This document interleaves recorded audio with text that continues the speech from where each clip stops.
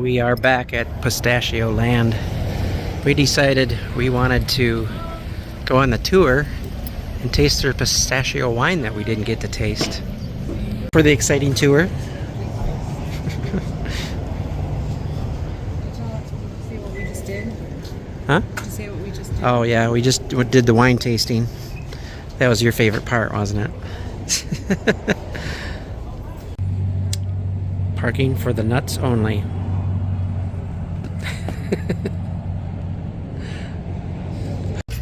Alrighty, we have 2 easy rules for this tour, nothing too crazy. Number 1, under no circumstances are you allowed off of the bus. It is a working farm, and we do have heavy machinery and wildlife present. With all that being said and done, I think we're all set to get this tour cracking. Alright, my dears, in case you happen to have missed it when you rolled onto the lot today, on that left-hand side is our world's largest pistachio. It stands at 35 feet tall, and it is constructed of concrete and steel. It was made in honor of our founder, Thomas McGann. Now, sadly, he passed away in 2007, but he left his farm to his son, Tim, and his wife, Clarissa McGinn, thankfully keeping it a family farm. Now, do you guys by chance know the name of our winery here on the farm? No. The Arena Blanca Winery.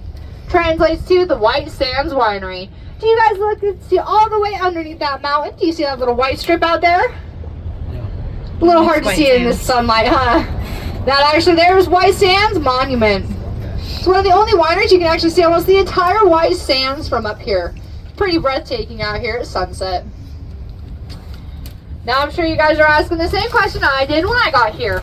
Why in the world a giant pistachio, right? Well, it's kind of a sweet story. The McGinns used to travel all over the U.S. visiting national parks and monuments, of course. But their favorite places were the world's largest attractions. So when his father passed away, Tim decided the best way to honor his father was with his very own world's largest attraction. So in 2008, they built that big old pistachio. And despite Mexico's wind, it has not rolled away yet. Now, if you look over here on the left-hand side, you'll see that silver machine with the cylinder in the middle. Everybody see it good? Yep. Perfect. That there is our brand new wine press. We just got that straight from Italy this year, so we're pretty excited to see what new shenanigans we can get up to. Now, believe it or not, our vineyard started back in 1997 as a hobby. And when we got our first harvest in 2000, we found out, hey, we're pretty good at this. Now we have over 7,300 individual vines, and we make a little over 10,000 gallons of wine every year. Not a bad hobby, right? Now, if you look on the right, you're going to notice this beautiful little rose bush. She's a little out of place, isn't she? Well, she's where we get our rosés from. Just kidding. She's actually really neat because she is... Oops, so sorry. Anyway, she's really neat because she is our canary in the coal mine. If there's anything wrong with our soil, it will affect her first. So if she starts losing her flowers, losing her leaves, we're going to get out here, run some tests, figure out what is affecting her before it affects the entire vineyard. She is incredibly important to our farm, and her name is Peace, the Peace Rose. She's important because she is that always alert, first alert system for our farm. Now, of course, here on our farm, we can't help but get a little bit nutty. And if we love anything at all, of course, we're going to name it. Well, this crazy red contraption on the right is Big Red. Big Red is the farm's original wine press, and he also has another name that we do not tell the boss. That is the original employee torture device. Big Red is incredibly labor intensive.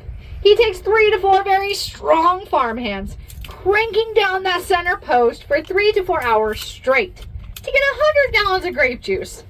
It's a lot of work for a little bit of juice, right? But in 2011, we found a little bit better way. We got the hydraulic wine press.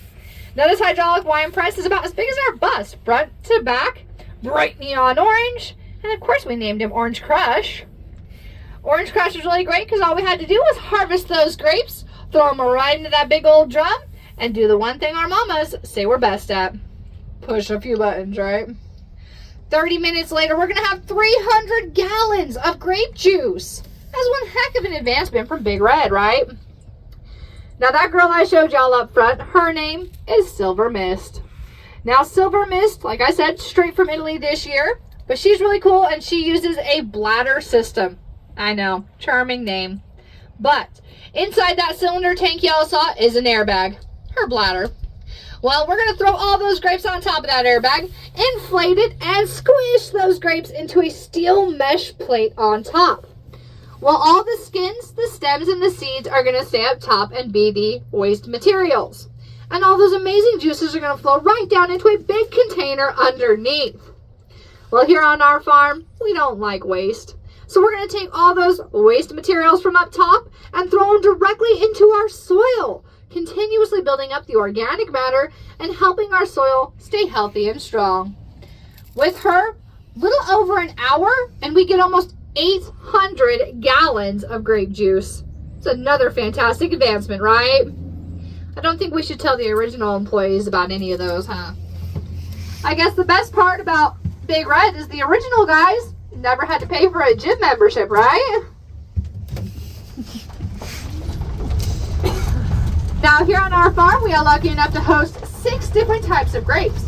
We have the Cabernet Sauvignon, the Sauvignon Blanc, the Gewürztraminer, the Chardonnay, the Merlot, and the Zinfandel.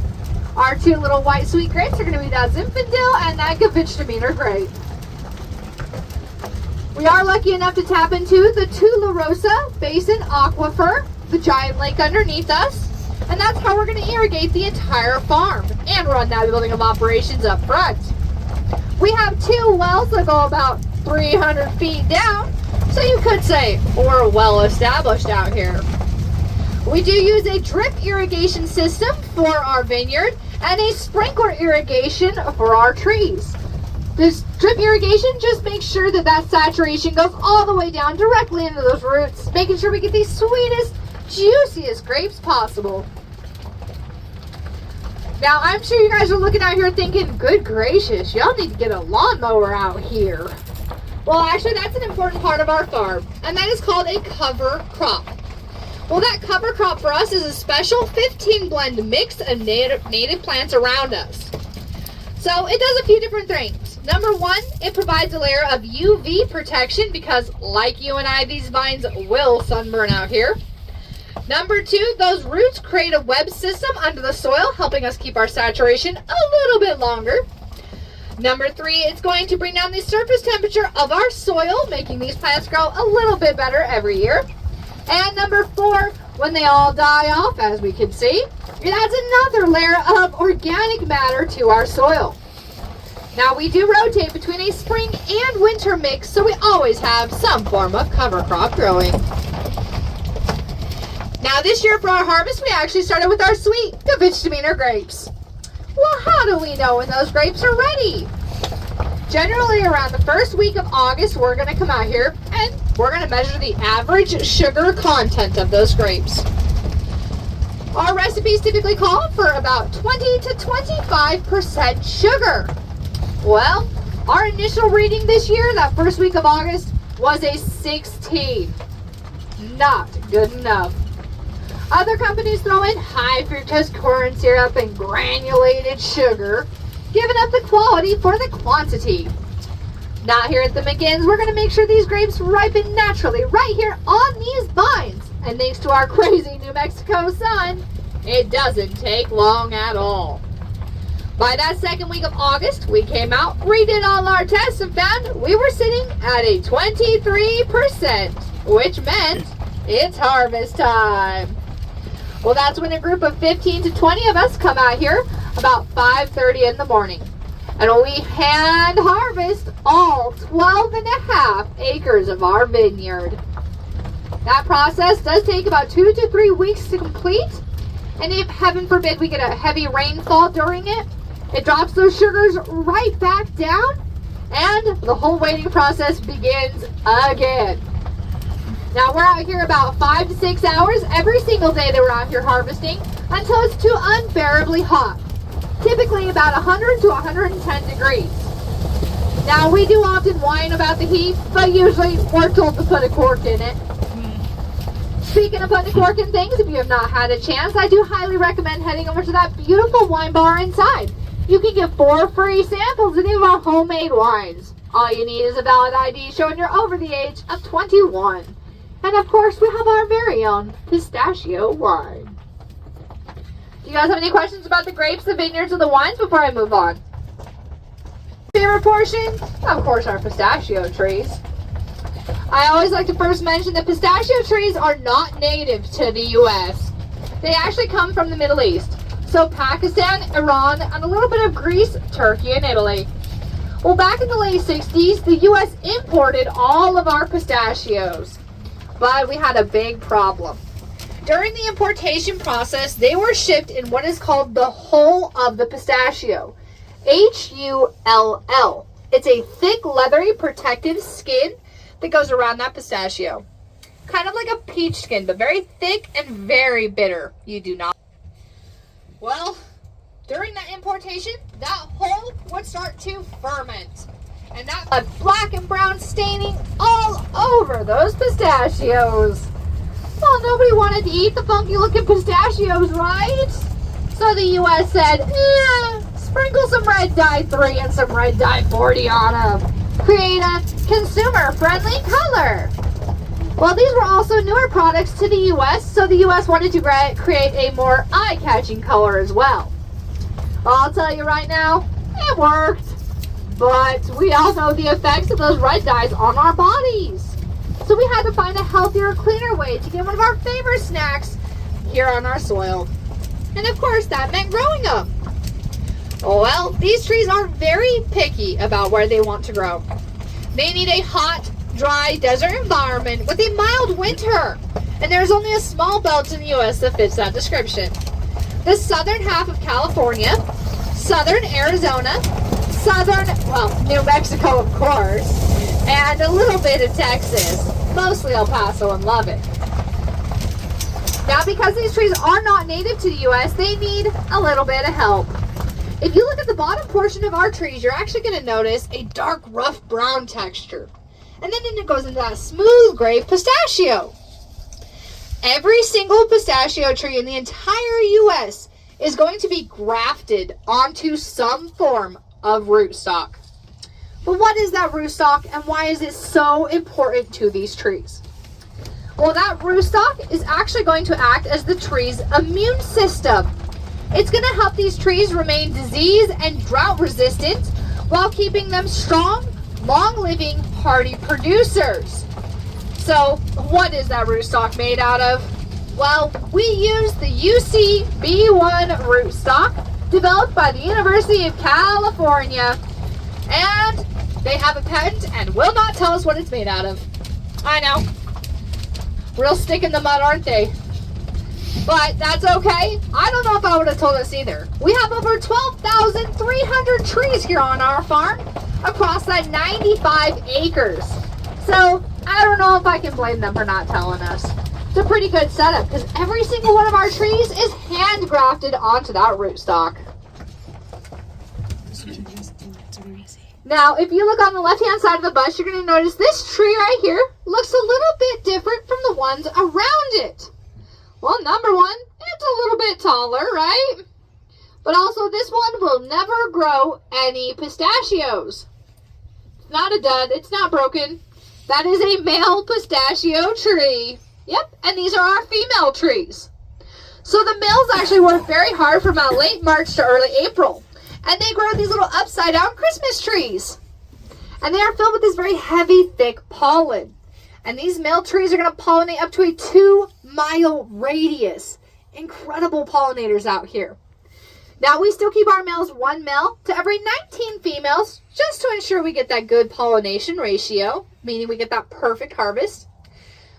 But also, a lot of our males are planted toward the southern sides of our farm, because typical New Mexico wind patterns blow south to north, meaning we are 100% wind pollinated here on our farm. We don't have to rely on the bees or birds or anything else. We just let our crazy wind do its job. That late March, early April, it starts to blow up to 75 miles per hour out here. So as much as we hate how much it messes up our hair, we sure know it's spreading that pollen far and wide. Now our male trees typically grow about 18 to 25 feet tall, whereas our female trees grow about 10 to 15 feet tall. That means the only pruning that we ever have to do is every 2 years. We prune them into that beautiful V shape so our harvesters can get through just a little bit easier. But like I said, we don't like any waste here on the farm. So we're going to mulch up those branches, throw them underneath these trees, and make sure they continue to develop the dirt around us. Now I know you guys saw the 2 layers of a pistachio in the store, the shell and the nut meat, right? And I already mentioned that 3rd layer, that thick leathery skin. Do you remember what I called it? The graft? The hull. Whole. Yep, hull, H-U-L-L. Well, it starts out about the size of my pinky tip. And it is burnt rust red color. It's kind of gross looking. But once it's fully pollinated, it turns into this beautiful bright green color like our bus. From there, it's going to go one of 2 ways. So these right here are the Kerman variety. I know there's not many left on the tree right now. But they are a smooth ovular shape with a creamy orange color to them. That's actually what that big pistachio up front is designed after. Now, the other variety we have is the Jolly variety. They are more of an almond shape with a very pointy tip and that burnt rust red color again. I actually have 2 trees that are my favorite ones to show you, and I'll point those out towards the end of the tour, so you'll get to see both of them. But typically in the U.S., the most commonly grown pistachios are that Kerman and the Jolly variety. America has now become the #1 exporter of pistachios, with California producing about 98% of our pistachios. Arizona produces about 1.5, and well, New Mexico does about 0.5. But California has a more stable environment, so they can better handle mass growth. But in the Middle East, where these trees come from, there are actually 11 different species of pistachios and 32 subspecies of pistachios. And I thought we were nuts, right? Now, a female pistachio tree will not produce any pistachios until she's about 8 years old. Even then, she's only going to produce about a ½ pound of pistachios. It takes a long time. But at 25 years old, she will be producing about 30 pounds of pistachios every single year. This little girl right here on our right, she's actually about 12 to 13 years old. They take a long time to grow, yep. They are very slow growing trees. But she probably produced about a pound and a half of pistachios this year. That's okay. We're not actually going to harvest from her till she's more towards 18 to 20 years old. We want her to have a good solid root system and a strong sturdy trunk before we do any kind of harvest off of her. It's very important that we try to minimize any kind of damage. Now every year we do choose about 10% of our trees that we do not harvest from. That's because we want these trees to get about a year of relaxation, right? All those pistachios are going to naturally fall to the ground and build up that soil around the tree. And then they're also going to have that year to rebuild any roots or rest any damage that may have happened. We, of course, rotate that 10% every year. Even with that 10%, we harvest about 180,000 pounds of pistachios every single year. That's about a year and a half supply. But we only sell them online, on the farm right here, or store 2 on Highway 82, or online directly to you. So if you get home and all you can think is, I really need dill pickle pistachios, don't worry, we still got you covered. We'll ship them straight to you. Now everything on the right hand side of this farm is the original 40 acres of the McGinn's property. These trees are about 44 to 45 years old, and they are actually still classified as very young. Does anybody want to give a guess on how long you think a female pistachio tree will produce pistachios for? 100 years. 100 years is a fantastic guess, but still higher. 150? 150, we're getting closer, but still higher. 175. 300 to 500 years of production from these trees. That means if we show the farm the love and respect she so greatly deserves, we have a multi-generational farm, and that's pretty cool. Now, the world's oldest known living pistachio tree is a male, and he stands in a cemetery in Iran. He is 1,500 years old, and he still pollinates every single year. Now, because these trees are grafted, they took on a different form than when they originate from. In the Middle East, these trees have more of a bush shape to them. They have these short, round, thick stumps and these huge, beautiful umbrella tops. But their harvest process looks very different than ours. Over in the Middle East, they're going to unroll a tarp, they're going to bring out a big stick, and they whack the trees with a stick until all those pistachios fall. Pretty cool? Definitely YouTube it. And then they're going to roll up that tarp and move to the next tree. Pretty amazing process. Now here in the US, because we have to graft them, they took on a little bit of a different shape, right? So we do get to use machinery to harvest ours, and we use very scientifically named machinery. We use the shaker and the catcher. Yep, we're creative. Well, that shaker comes out, it's going to hug that tree real tight. And it's going to shake that tree for about 3 to 5 seconds. That's all. With that one shake, we actually get about 85 to 95% of our pistachios off. So it's a pretty good process. If they don't naturally come off with that shake, they're probably what we call mummy pistachios. They didn't get pollinated well enough, and there's nothing inside of them. It's normal. It happens. So we're not worried. But we only shake these trees once a year. So it's a pretty efficient process that we get that much off. Once they're shaken, they're going to land in the catcher. That catcher has a conveyor belt, and those pistachios are going to fall right into a big bucket behind it. And then all the leaves that come off are going to launch right off the back, continuously adding to the organic matter in our soil. Now we have 2 sets of these machines that are going almost every day that we're out here harvesting. On a perfect day, we can actually harvest about 800 of our trees. But then we have another problem. When we harvest our pistachios, we only have 24 hours once they're removed from that tree to get them removed from the hull, that thick leathery skin, and washed. So how do you get 800 trees worth of pistachios removed from the hull in 24 hours? Well, doing this doesn't work.